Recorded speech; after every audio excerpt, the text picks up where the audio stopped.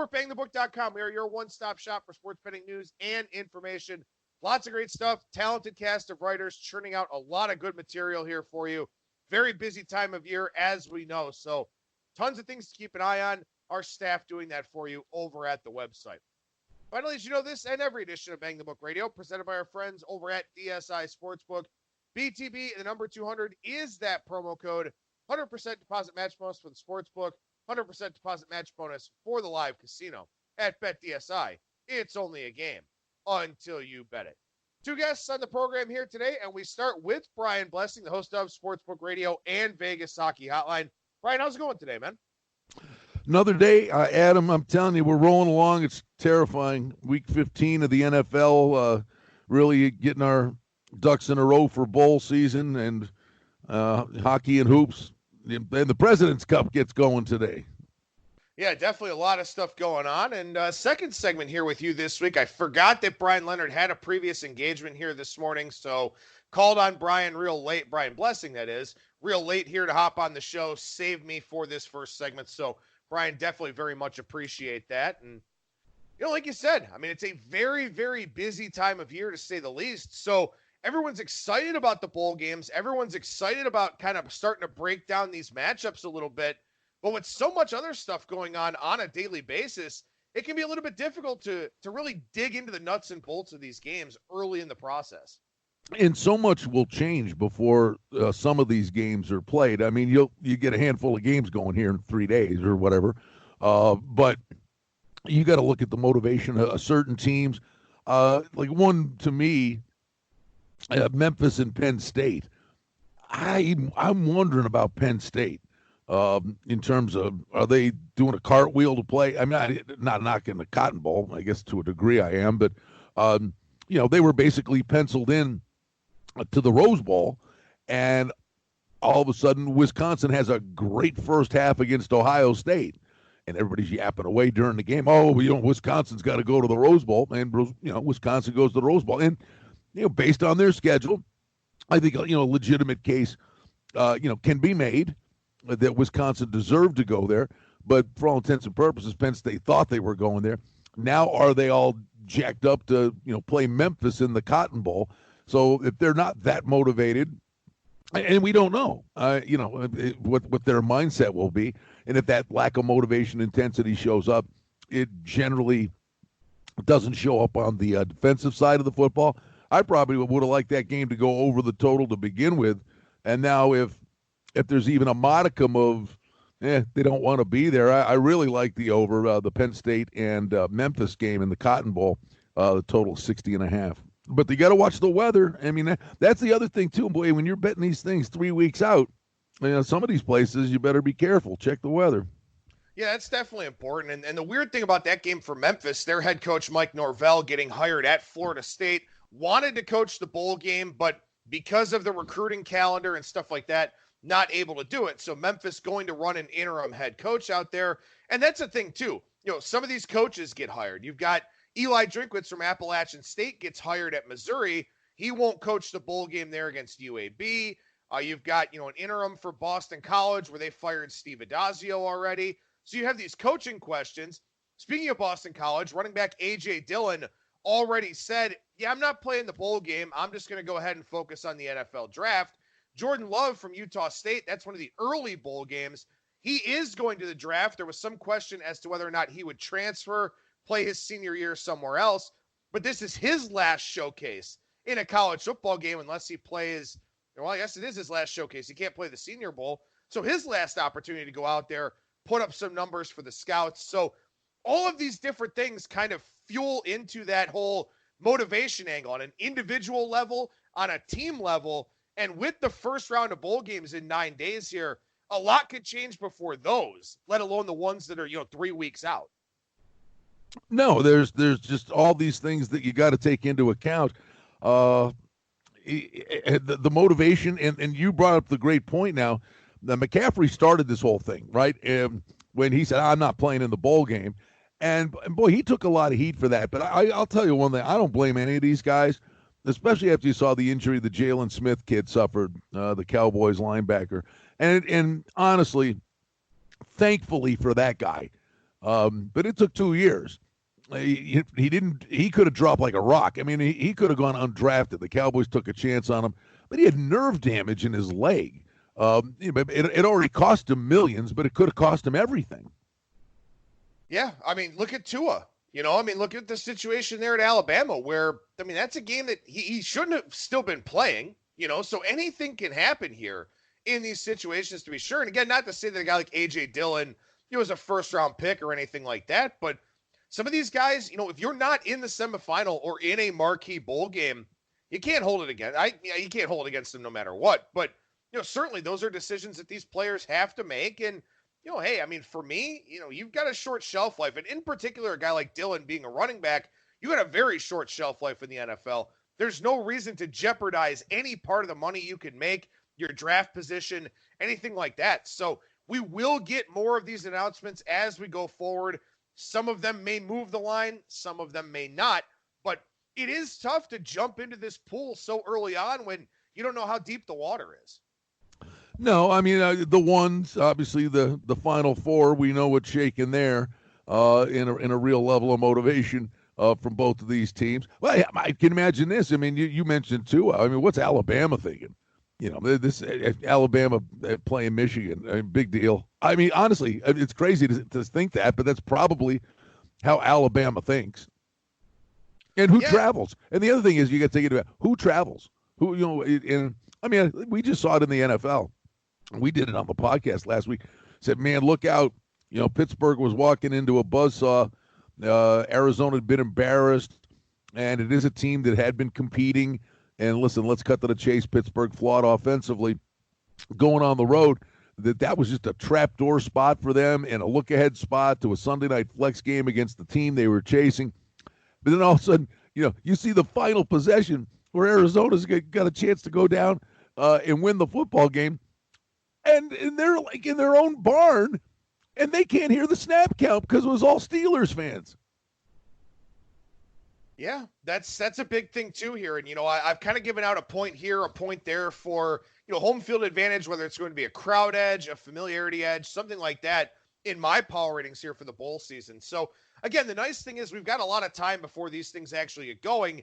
At the same time, you mentioned at the top of the show here, we're already in week 15 of the NFL season. Time flies in this business. So these bowl games are going to be right on top of us here very, very soon. So again, you may be handicapping the NHL, the NBA, college basketball, the NFL, whatever other niche markets you want to handicap. Don't forget, for our listeners out there, take some time every day, every couple days, something like that, to really start digging into some of these bowl games. Try to find some opportunities that you like, some situations that you think could wind up playing in your favor a little bit. Bryan, anything else you want to mention about the Bulls before we move over to the other gridiron in the NFL? I honestly, but I'm with you. There's a lot to dissect. In it's weird because it's almost like the week one NFL numbers that those will be up in what, June or July, and those numbers just sit there. But keep an eye on things because a lot of those games, the numbers will run, and it's just trying to stay in front of it and the information.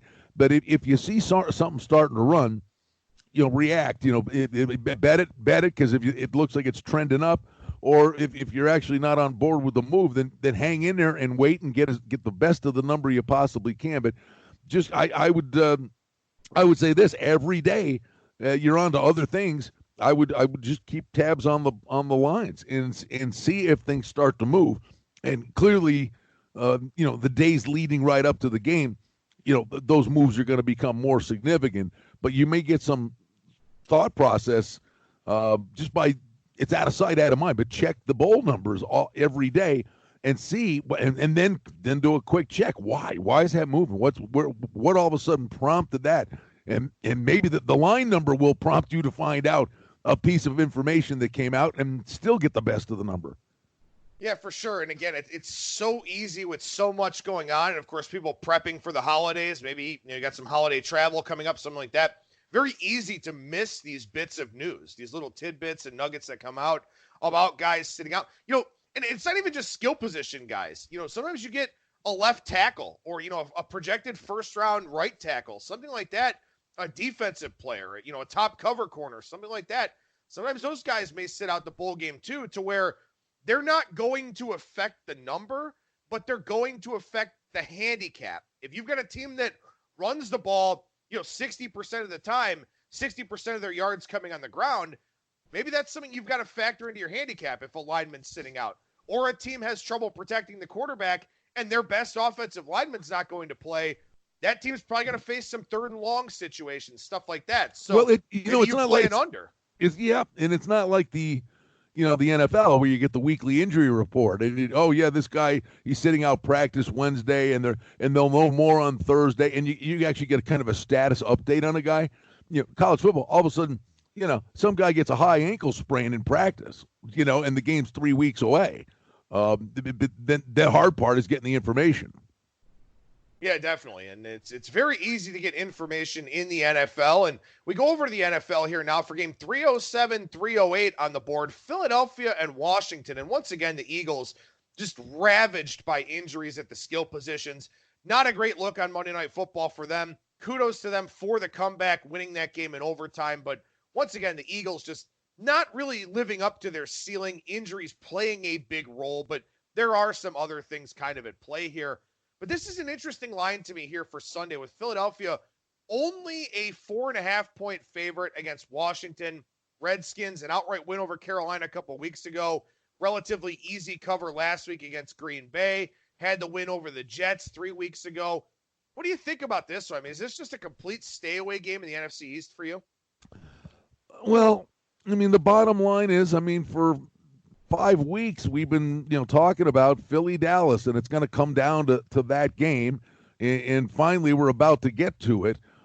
But the Eagles almost squandered that whole thing on Monday night, and they dug down deep. The problem is Philly's a mash unit from the skill position. I mean, to get the Boston Scott kid come in, kind of saved their bacon. They were introducing each other in the huddle, the wide receivers.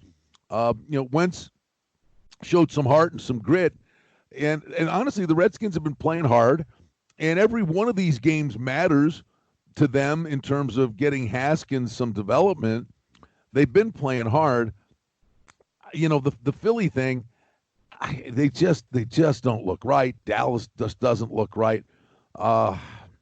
It's a low number for a team who just desperately has to win the game. I would probably step up to the plate and say Philly summon something up here. I'm a believer in the coaching staff with the Eagles. It's a low number, and the money's come in on the home dog. I just got to believe at this time of year, there is still so much on the line. You have a chance to start your season all over again. And my God, Adam, I mean, as bad as it's been, you have a legitimate chance to host a playoff game. I mean, it's not like, they're going to get in and they can do nothing. Crazier things. I mean, I honestly believe, my thing this week is I'm talking about Minnesota. I'm like, watch out for Minnesota. They're off the pace. They're just flying under the radar. They're in there. All of a sudden, Thielen comes back. That running game, and then you spread out their skill set. I think Minnesota, even as a wild card, can make a run. But the division is still in play for them. But if you look at it today, they're just another team. Minnesota, you got to be able to look down the road. I think Minnesota is absolutely worth a future bet. I really do. Yeah, I think so too. And as far as this game goes, I think it's tough because, Washington got their couple of wins. And now you kind of look at this, as the Redskins front office, and you say, okay, well, now we've got 3 of these things. And it's great. It's cool. I'm glad that we're, playing well with Haskins, and maybe we're finding out that this kid, could have an NFL future with a little bit more seasoning, a little bit more development. At the same time, you want to play just well enough to lose competitively. Whereas for Philadelphia, as you mentioned, they've got a lot at stake here. They've got a lot on the line that they really need to be focused on, even with that look-ahead spot to Dallas, which, again, they could render kind of null and void if they wind up playing pretty poorly here this weekend. It's a tough handicap because, again, you've got a Washington team that is kind of rallying around the interim and Bill Callahan, a Philadelphia team badly underperforming expectations. They're only 4-9 against the spread. Not the type of team you want to lay numbers with at this point in time. And it's tough because you want to try to find something to like on this weekend's NFL card. And this looks attractive, but maybe looks are deceiving here. Well, and the other thing, again, the motivation thing. It sure seems like Washington's they're playing for the kid, and they're playing hard for him, and he's learning on the job. And honestly, if you weren't going to start the season with him, however that all panned out, but this is really about building towards, not having next season be a train wreck too. So they actually are playing very hard. The thing I would put stock in is I think they lose Geis. That poor kid is snake bit. That's ridiculous. So it's going to be Adrian Peterson, and Peterson has its moments. But I think in a one-game deal, albeit they had a couple of crazy breakdowns against Eli where Slayton got behind them, the Eagles' defense then shut the Giants down. And I think Schwartz is the kind of guy, you give him 5 weeks worth of tape on Haskins, Schwartz as a defensive coordinator, I think, is going to be able to take something away, a lot away from Haskins. And then it literally comes to, just be smart. And on top of it, I mean, you don't want to go into that Dallas game limping in either. At some point you got to go in, okay, we figured it out. And you're building to a crescendo for the big game. I mean, we can sit there, you can spin it any ways. Oh, it's a look-ahead spot.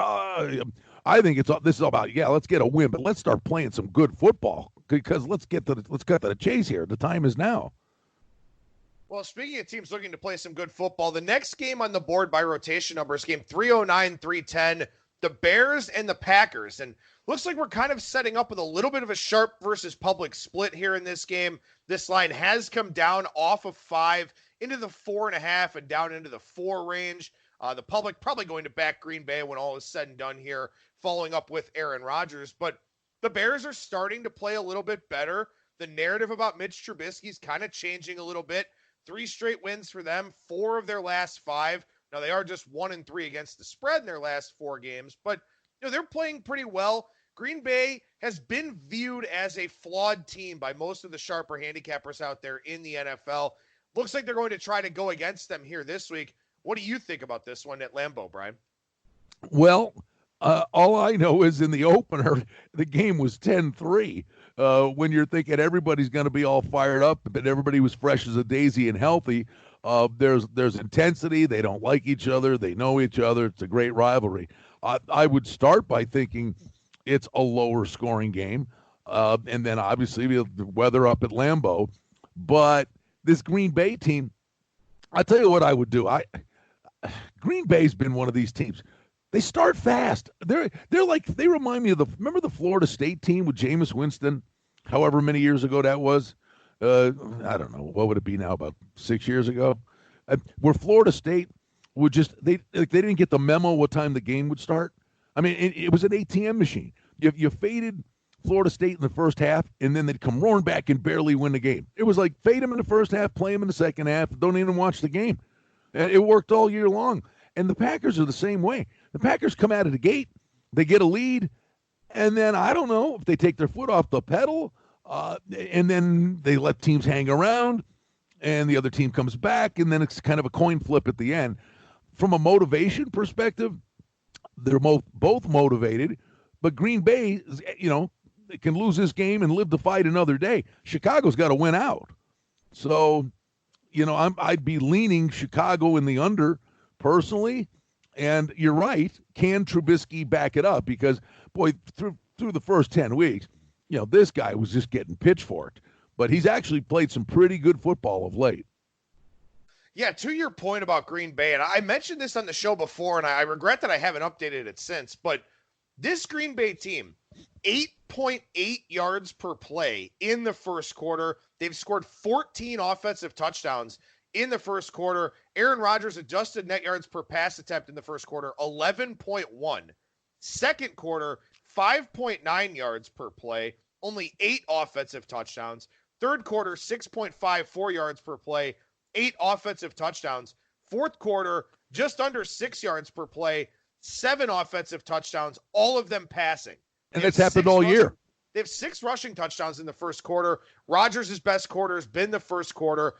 So basically, you've got a situation where Matt LaFleur can come up with a good game plan, but it seems like he does struggle to adjust as the game goes along. So I don't know that it's a good game. Honestly, bud, I don't know that it's a good game plan. They've got a good scripted first drive, or or whatever he's got. Out of the gate, those first couple of series, it's working like a top. But then the other teams, like you said, they see what they're doing a little bit, and I watch the Bills do this all the time. Team will go right down the field on them on the first drive, and you're like, ew. And that's it. I mean, that's the end of it. They get one good look at a team, and they make the adjustments they need and shut them down. Yeah, it's so interesting. You got 57 first downs and 165 plays in the first quarter for Green Bay. In the second quarter, 53 first downs on 230 plays. So this is a team that's been much more efficient with that scripted drive. Coaches generally script, 10 to 15 plays. I think it is commonly accepted to be the answer there. They do very well on those. After that, they don't do so well going forward. So maybe if you like Chicago in this game, and again, the Bears do look like the sharp side, maybe you see if Green Bay goes and scores that opening touchdown, gets those opening points. Maybe you get Chicago, 8.5, 9, something like that from a live betting standpoint, if not higher. Go ahead and take them at that point because Green Bay not adjusting well throughout the game. Chicago's defense is good enough to start making those adjustments. Well, and I would even say, and I said, don't absolutely do it. Watch the game, see how the game's being played. But just everything we just said, and we're trying to come up with this on the front end. But the other thing is, at least as you're watching all the games, kind of keep a closer watch on this game. And honestly, maybe the play, and I know it would be a homework assignment. We'd have to figure it out. But I would venture a guess, everything we just got done talking about, the under in the second half is probably not a bad play. Yeah, I agree. And of course, again, it's December, it's Lambeau Field. I think it goes without saying, you definitely want to make sure you check the weather forecast for that one. See if that one could affect not just the gameplay here, but, keep in mind too that things can change very quickly with the weather in December. Make sure you're looking at an hourly forecast to see if maybe the second half could be bad. Maybe it starts bad, something like that. Very important for you to do here at this time of the year. Bryan, one more game I want to ask you about here in the NFL, 329, 330, the Rams and Dallas. And this is the biggest mover of the week. Dallas opened as high as a field goal favorite at home, albeit at plus money. A lot of 2.5s out there. Now at several shops, the Rams a 1-point favorite heading down to Jerry World. Do you buy the hype here? I mean, is this a spot where the Rams just keep rolling right along? I would say yes. And again, these are some of the things we talk about. That number Sunday night, first thing Monday morning, I'm doing a couple of things. And I at the time, I think Dallas was still 2. And I said, I believe by the time this thing kicks off, the Rams will be favored. Because when you get a number that's 2 or 1.5, it's a dead zone. It's nowhere near the key number. And if it starts to trend one way, it can run. But it's not the biggest move in the world, although it looks like it. But everything was leading to the point that the Rams would probably end up being. And here we are midweek, and it's 1. I mean, this thing may even go up to 1.5, 2. That the Rams will be favored. The bottom line is the talent is there for Dallas, but it's just not meshing. And, the pressure on Garrett and the Jerry Jones nonsense. But the bottom line is the Cowboys sit here. It's all about the Eagles. It's the same thing. Now, we're sitting there saying with the Eagles, yeah, it's a look-ahead spot, but both of these teams want to try to find a way to start playing some good football. But the Rams have to win out. I mean, see, the Cowboys have the luxury. We can win the division. As a 7-win team, we can win the division. The Rams, they're climbing a hill here, and they're facing a gauntlet. But for whatever reason, it sure seems like after getting mauled by Baltimore, they stepped on Arizona, who's not horrific, and then a very impressive game against Seattle. I watched the Rams play calling to me, though. I got to tell you, Adam, is really bizarre. I mean, they throw and throw and throw and throw. They just refuse to run the football. And that will catch up with you at some point. But Goff's protecting the ball better, a little healthier. You got Cooks back in the lineup. They're using Robert Woods a lot, but it's almost like they refuse to give Gurley the ball. But if they were saving for Gurley, there's nothing to save him for now, and he's starting to touch the ball a little bit more. So I'd be inclined to ride the wave with the Rams because they got to win out. You win this one, and all the eggs are in the Niners basket the following week, and then they're sitting here looking for some help, but they're breathing. Well, and that's the thing, too. I mean, really, realistically, the reason that Jason Garrett still has a job is because he does pretty well within the division. He's pretty good at playing those NFC East teams. In fact, when you look at him against the NFC East, 37-21 straight up, 31-27 against the spread. Overall, against the NFC, since he took over in 2010, 65-57 straight up, 53-66-3 against the spread. So in terms of games against non-NFC East, NFC competition, which I know is a little bit confusing there, 22-39-3 against the spread. So teams that at least see him relatively often in the NFC, he struggles with outside of the division. That's one of those teams here in the Rams who, they obviously have Wade Phillips as the defensive coordinator. He knows a lot about this Cowboys personnel. And the spin cycle here for Jerry Jones with Jason Garrett trying to talk his way into keeping him all this, all that. It's a difficult type of situation for Dallas right now. But as you said, everything comes down to that game next week against Philadelphia. So they have a little bit of margin for error. Certainly they'd like to play well here in this one. And Philadelphia, of course, plays Washington this week. But you got road golf, and no one's really talking about that anymore because the Rams have turned everything around. Weather conditions not a problem in Arlington. I think it's a tough game, especially with the line value kind of extracted out of this one. I don't think it's anything I'm going to have interest in playing now. No, and this is a goofy one, but there are little things that can make a difference for you. The Rams are basically sitting there are big Chargers fans. They want they want the Chargers to beat Minnesota. I mean that's pretty much the target that the Rams have. So the Vikings game actually starts 20 minutes before the Rams game kicks off.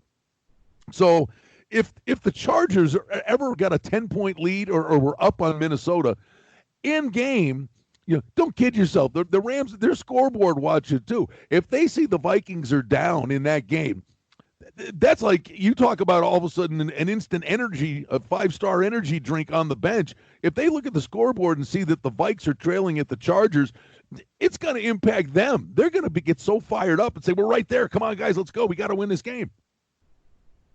Yeah, and again, that's part of it too. And, that's an important thing for our listeners to keep in mind here as we go throughout the next few weeks is that, some of these results in the early games can have a betting impact on some of the later games.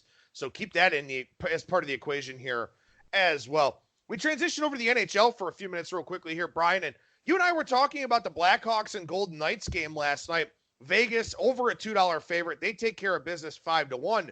But a good live betting opportunity presented itself in that game. We talk about the NBA. We talk about guys getting into foul trouble. That's not always it's not always showing up in the live odds for these games.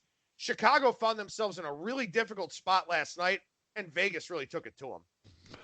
Well, okay, so if you're a $2 favorite and it's a scoreless game after one, that number is going to come down, right? Okay, the Blackhawks are playing with them. Now, is the guy in charge of the live wagering watching this game and paying really close attention to it? It would be an example probably for a game that would be closer to was closer to a pick or $1.20. But in this particular instance, the Blackhawks lost a defenseman, I believe it was Gilbert, in the first period. Then all of a sudden, with about a minute to go in the first period, Calvin DeHaan got hurt. So you're sitting there going, it's nothing after one. But first of all, the Chicago defense, I mean, they're drinking Metamucil on the bench to begin with, and now you're down to 4 defensemen. I mean, losing a defenseman really screws up the rotation and adds minutes to everybody. And then you got to try to sort it out. Okay, you're with him now. But when you're down to 4 defensemen, you've got 2 pairs that are just constantly getting thrown right back out there. And the minute that happened, It's nothing. You go to the locker room, and if you're from afar, say, oh, well, the Blackhawks hanging with the Golden Knights, it's nothing after one. They had no shot.